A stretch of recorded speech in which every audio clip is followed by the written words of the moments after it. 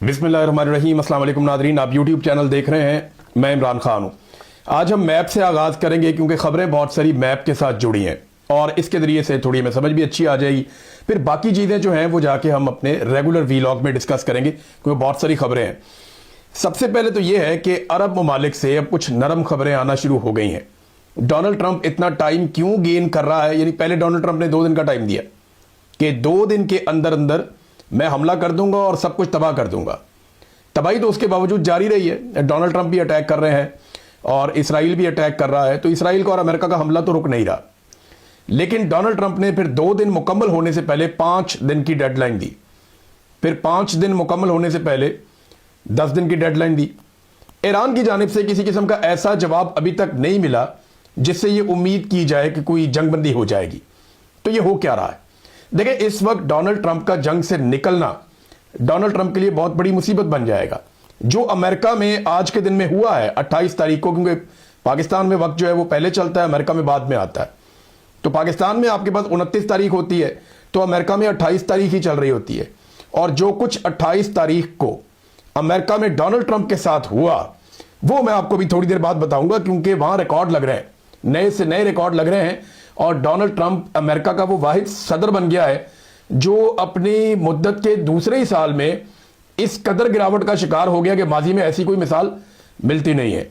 अब मामला यह है कि अरबों को एक बात तो समझ आना शुरू हो गई है, उनके स्टेटमेंट भी आना शुरू हो गए हैं। और इसके पीछे एक रीजन जो है वो तुर्की, मिस्र और पाकिस्तान भी है। पाकिस्तान इस लड़ाई का हिस्सा बनना नहीं चाहता।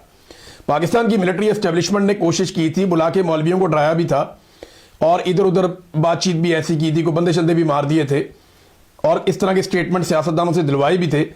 लेकिन ये मौक़िफ़ अवाम में बिल्कुल पजीराई हासिल करने में नाकाम रहा।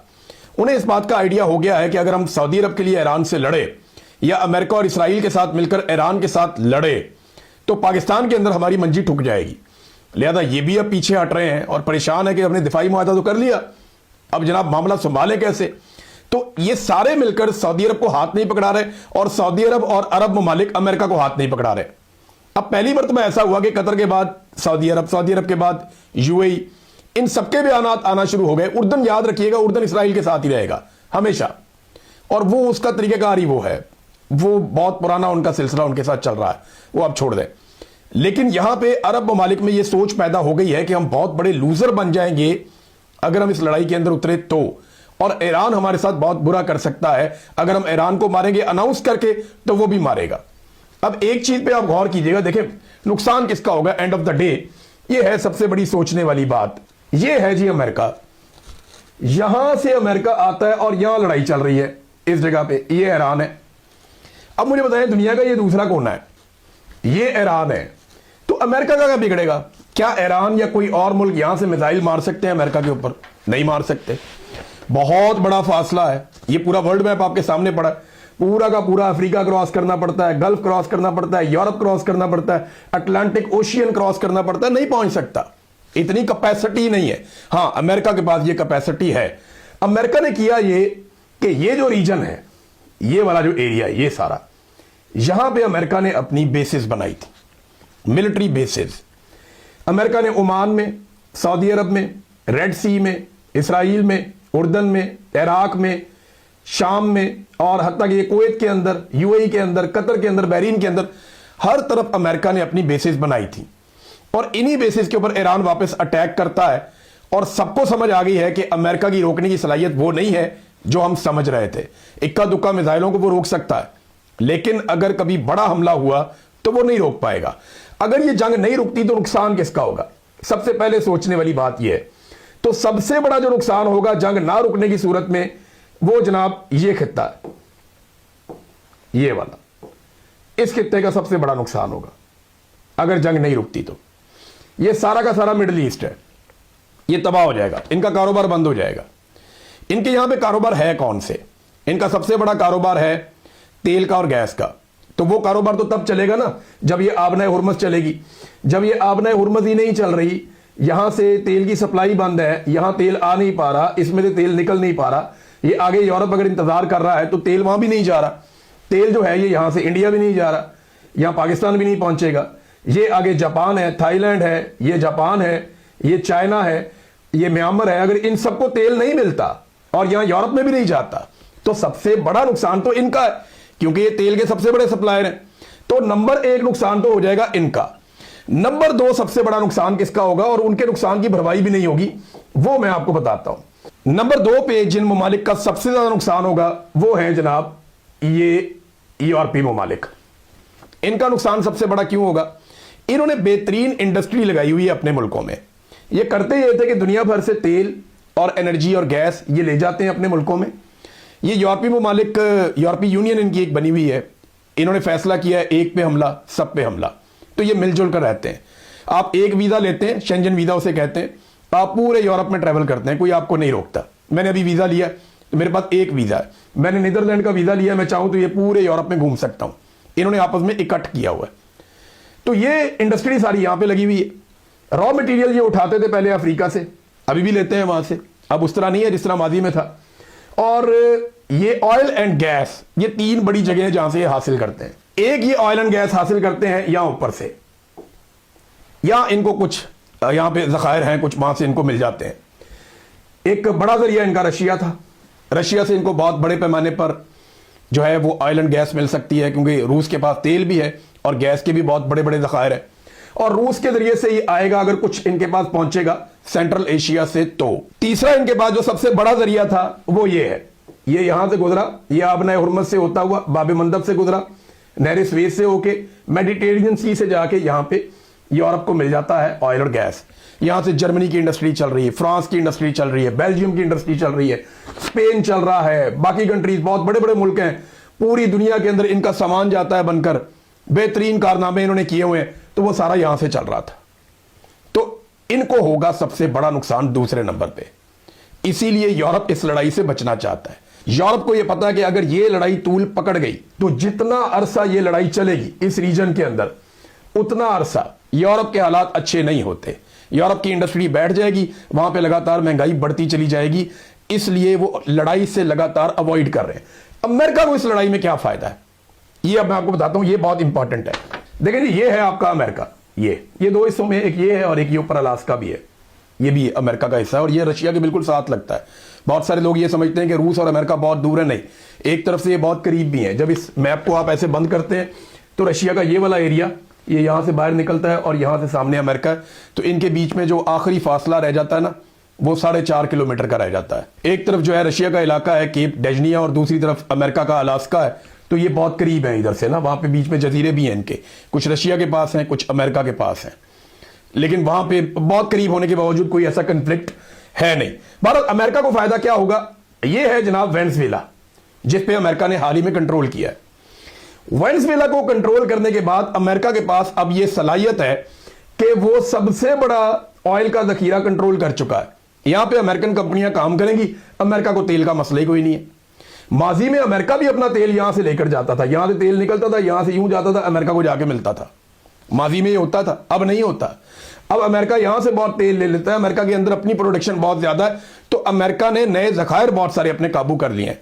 अमेरिका का 1% तेल बताया जाता है कि वो यहां से जा रहा था, नहीं भी जाएगा तो क्या फर्क पड़ता है, एक सिंबॉलिकली तेल जा रहा था ना, अगर नहीं जाएगा तो क्या फर्क पड़ता है। तो अमेरिका को फर्क कोई नहीं पड़ेगा, उसकी इंडस्ट्री भी चलेगी, उसका काम भी चलेगा। बल्कि होगा ये कि अमेरिका यहां से जो तेल प्रोड्यूस करेगा वो अटलांटिक ओशियन के जरिए से और पैसिफिक ओशियन के जरिए से, इन दोनों समुद्रों के जरिए से दुनिया के ममालिक को बेचेगा। किसको बेचेगा, यहां बेचेगा, यहां बेचेगा, यहां बेचेगा, इंडिया को भी बेचेगा, बाकी ममालिक को कोशिश करेगा बेचने की। तो अमेरिका का तो तेल बिकेगा, अमेरिका की मसनूआत भी बिकेगी। अमेरिका यूरोप को कहेगा कि आप भी हमसे खरीदें। अब जो तेल यहां से पहले यूं जाता था, अब यहां से यूं आएगा, यहां से यूं जाएगा, तो अमेरिका के कंट्रोल में यूरोप की मईशत भी आ जाएगी। लूजर कौन बनेगा, यूरोप, क्योंकि उसे महंगा तेल खरीदना पड़ेगा।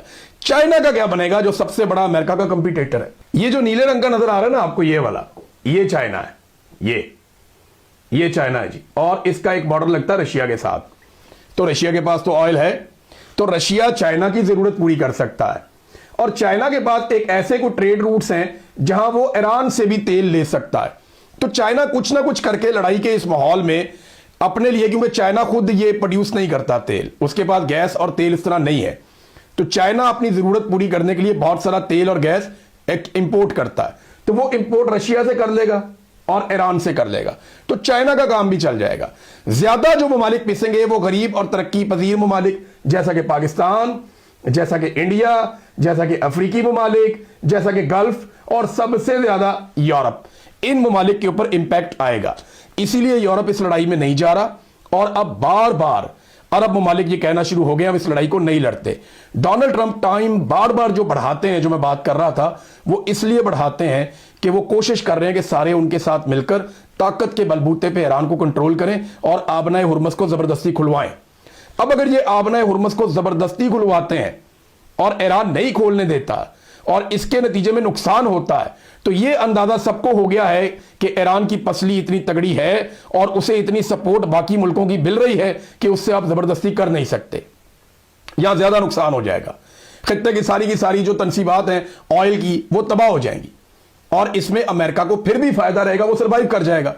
चाइना भी कुछ ना कुछ करके सर्वाइव कर जाएगा, रशिया का बहुत फायदा हो जाएगा। नुकसान किसका होगा? ये बेचारे साउथ एशिया के कंट्रीज जो है, पाकिस्तान, अफगानिस्तान, इंडिया, और ये इससे आगे आप आ जाएं जापान वगैरह, साउथ अफ्रीका, ये जनूबी कोरिया वगैरह, इन लोगों का नुकसान हो जाएगा।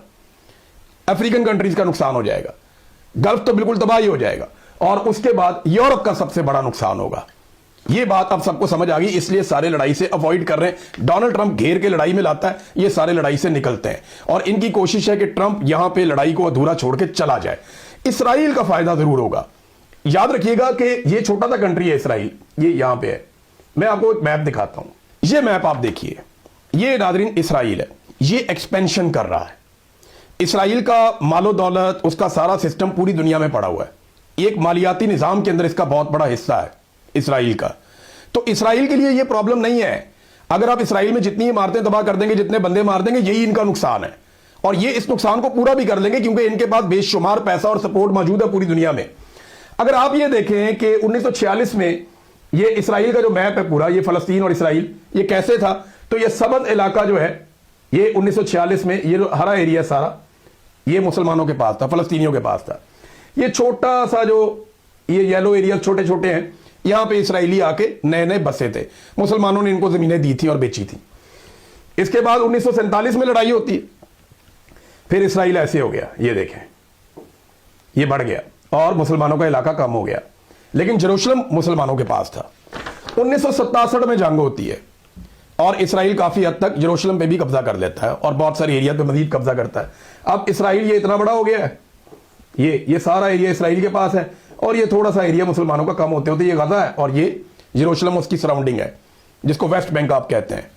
और अब आप ये देखें कि आज सूरत हाल ये है कि मुसलमान नुक्तों में छोटी छोटी आबादियों में बंद कर दिए और बाकी सारा इलाका यहूदी आबादकारियां और उसके साथ ये इसराइली इलाका है। तो इसराइल अपने आप को एक्सटेंड कर रहा है।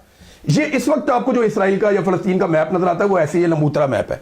मुस्तकबिल में ये मैप कैसा होगा इसके बारे में प्रेडिक्शन की जाती है और बहुत सारे लोग कहते हैं कि ग्रेटर इसराइल बनेगा, और वो इसलिए कहते हैं कि हजरत सुलेमान अलैहिस्सलाम के दौर में जो एक पूरी रियासत थी वो उसको बनाना चाहते हैं। बहुत सारे लोग इस मिथ को बोलते हैं। तो ये है वो मैप जिसे ग्रेटर इसराइल कहते हैं। यानी अभी आपको मैंने दिखाया कि वो बिल्कुल लंबूतरा और बारीक एक मैप है, वो इस एरिया में है, लेकिन मुस्तकबिल में इसराइल इस तरह का होगा, ये दावा किया जाता है और इस ख्वाहिश का बार बार इजहार किया जाता है।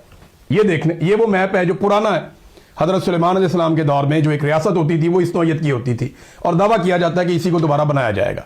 अब अगर ये बन जाती है या बनाने की कोशिश की जाती है, देखें ना, अगर अरब ममालिक और ईरान ये सारे आपस में लड़ेंगे तो कमजोर हो जाएंगे। जब कमजोर हो जाएंगे तो इन पे कंट्रोल करना आसान हो जाएगा और यही बात तुर्की बार बार समझाता भी है। अब आप ये देखें कि इसमें कौन कौन से ममालिक फंसेंगे। ये आ गया एक और मैप, ये देखें, ये जॉर्डन सारा का सारा गया। इसका कलर चेंज करते हैं ताकि आपको आसानी से नजर आए। ये देखें, ये जॉर्डन जिसको आप उर्दन कहते हैं सारा का सारा गया। सीरिया जिसको आप शाम कहते हैं वो भी गया। लबनान ये पूरा इसका हिस्सा है। ये जो मेडिटेरेनियन सी है इसका एक बहुत बड़ा हिस्सा इसके पास है। साइप्रस का जजीरा उधर चला जाएगा, तुर्की का एक हिस्सा चला जाएगा। इसके बाद ये तुर्की के बाद ईरान का कुछ हिस्सा है जो बताया जा रहा है कि वो भी शामिल हो जाएगा इस मैप के मुताबिक। कुवैत का एक बहुत बड़ा हिस्सा है वो भी ग्रेटर इसराइल में चला जाएगा। सऊदी अरब का एक बहुत बड़ा हिस्सा है वो भी ग्रेटर इसराइल में चला जाएगा। रेड सी का एक बहुत बड़ा पोर्शन है ये भी चला जाएगा। और ये मिस्र का एक बहुत बड़ा पोर्शन स्वेज कैनाल समेत ये भी इसराइल का हिस्सा बन जाएगा, ये दावा किया जाता है। यानी ईरान, इराक, शाम, लबनान, मिस्र, सऊदी अरब, बहुत सारे ममालिक जो है, तुर्की इवन, और कुवैत और रेड सी, और इसके अलावा ये पहुंच जाएंगे यहां तक, ये जो पर्शियन गल्फ है। तो ये एक प्लान है जो बहुत अरसे से है, बहुत सारे लोग इस पर बात करते हैं, मुख्तलिफ मज़ाहिब के मानने वाले इसके ऊपर बात करते हैं, और इसी के बारे में कहा जाता है कि आखिरी लड़ाई यहां पे गालिबन होगी। और इसके बारे में, चाहे वो इस्लाम है, चाहे ईसाइयत है, चाहे यहूदियत है, हर मज़हब के अंदर ये एरिया, ये खित्ता, यहाँ की लड़ाई, इसकी बहुत सारी प्रोडिक्शंस मौजूद हैं। और इस पर कुछ अर्सा पहले एक वज़ीर दिफा है अमेरिका के, उन्होंने भी बात की थी। जो अमरीकी सफ़ीर है इसराइल के अंदर, उसने भी इस पर बात की थी। और इसराइल के अंदर तो बेशतर लोग इस पर बात करते रहते हैं, अरब दुनिया में भी इस पर बात होती है कि ये एक एक्सपेंशन का प्लान है। तो नाज़रीन, मैं उम्मीद करता हूँ कि ये जो प्रेजेंटेशन थी, इससे बेहतर समझ आ रही होगी हमें कि मामला किस तरफ जा रहा है और किसका ज़्यादा नुकसान हो रहा है। बहरहाल ये चीज़ें हम आइंदा भी डिस्कस करते रहेंगे। अभी इस वक्त जो बड़ी खबर है वो अमेरिका में बहुत बड़ी डेवलपमेंट हुई है, बहुत बड़े पैमाने पर लोग निकले हैं। नो किंग्स मूवमेंट, ये डोनाल्ड ट्रंप के हुकूमत करने के तरीके के खिलाफ अमेरिकन इकट्ठे हो गए। इनके मुतालबात पहले मैं आपके सामने रखता हूँ, फिर बताता हूँ ये कितनी बड़ी मूवमेंट है। ये इसका 5वां दौर हुआ है। इससे पहले ये 4 मरतबा इकट्ठे हुए। पहली मरतबा 3 मिलियन अमेरिका में निकले थे, फिर 5, फिर 7, और इस मरतबा जो है ये चौथा है। तो इस मरतबा 9 मिलियन का दावा किया गया था, लेकिन अभी रिपोर्ट्स आ जाएंगी, जब कैलकुलेशन होगी तो पता चलेगा कि कितने अमेरिकन बाहर निकले डोनाल्ड ट्रंप के तर्ज हुकूमत के खिलाफ।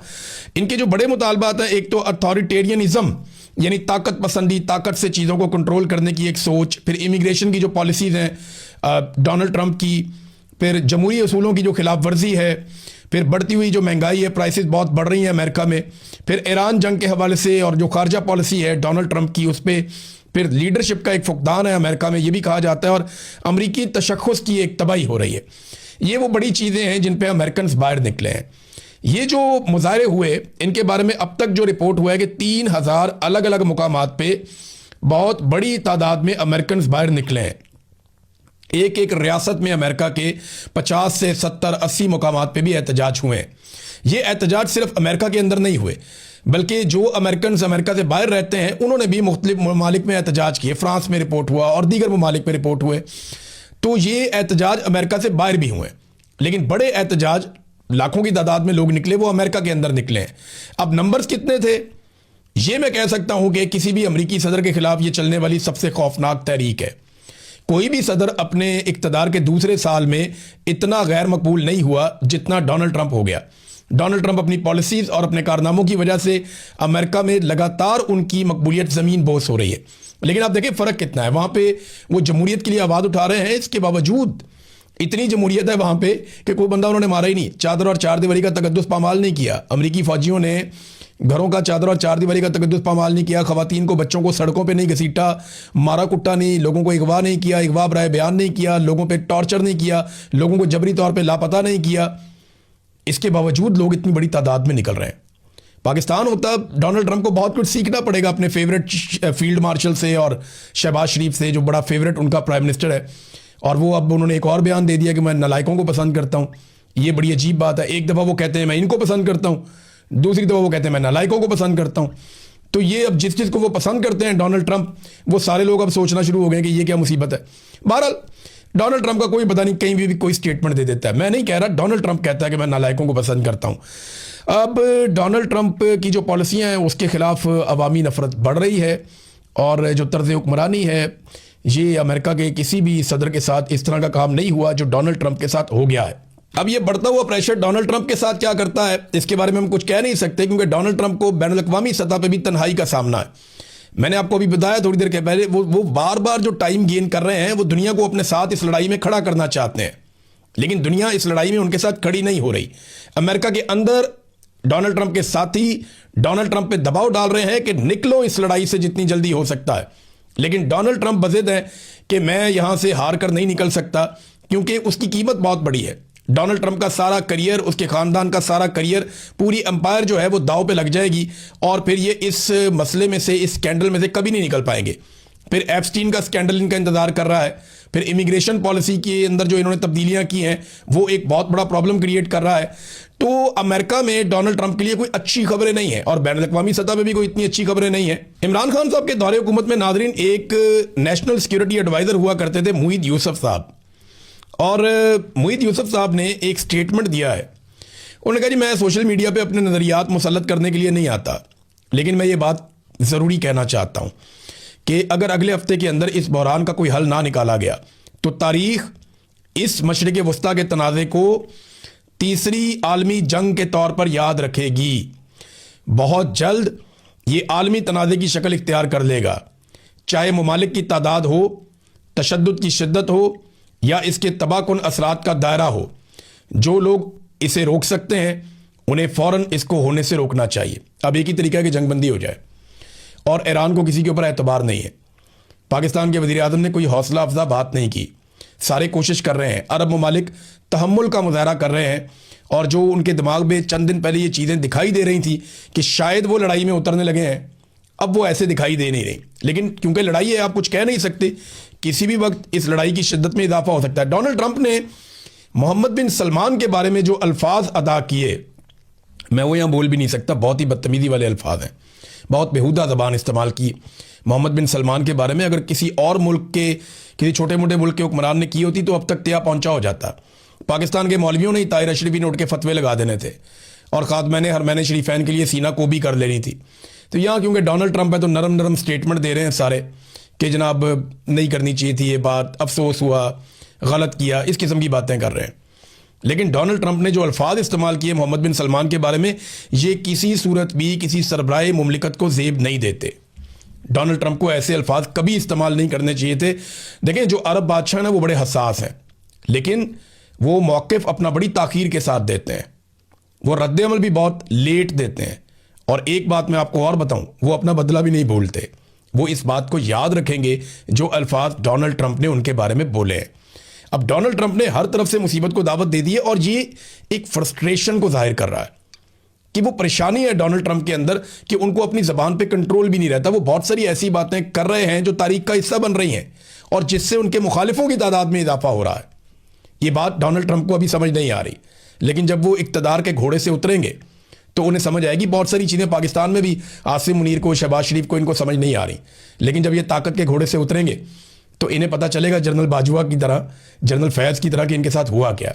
अब तक के लिए इतनी, अपना ख्याल रखिएगा, अपने इस चैनल का भी। अल्लाह हाफ़िज़।